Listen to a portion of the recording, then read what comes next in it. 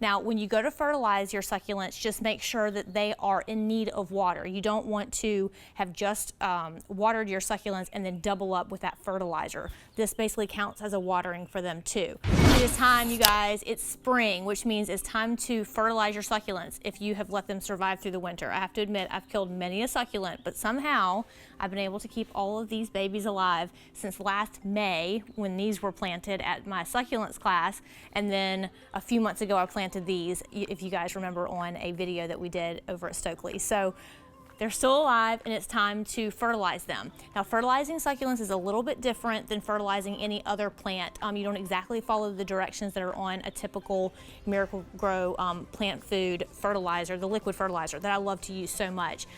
We did a video on how to fertilize your plants a couple months ago, if you guys remember that.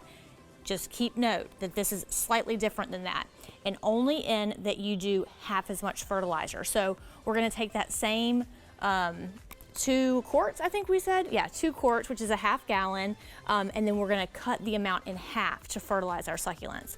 Now, when you go to fertilize your succulents, just make sure that they are in need of water. You don't want to have just watered your succulents and then double up with that fertilizer. This basically counts as a watering for them too. So make sure they're good and dried out, give it that couple weeks that they need between waterings, and then mix up your half strength liquid fertilizer, which in this case, this is a ½ gallon, and normally you would put a ½ teaspoon, but we're gonna put, no, I'm sorry, we would put a ¼ teaspoon, but now we're gonna put 1/8 of a teaspoon in ½ a gallon, which is like a pinch. If you guys cook and you know what 1/8 of a teaspoon, I think they call it a pinch.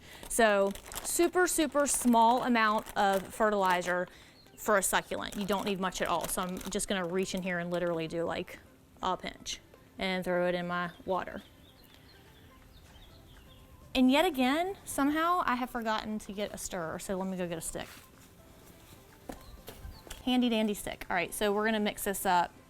It should barely turn blue, that traditional Miracle-Gro blue color. You probably won't even be able to see it.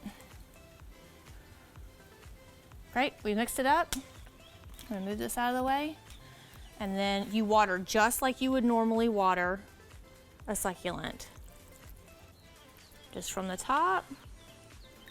Put it in there, and then we're gonna do this one.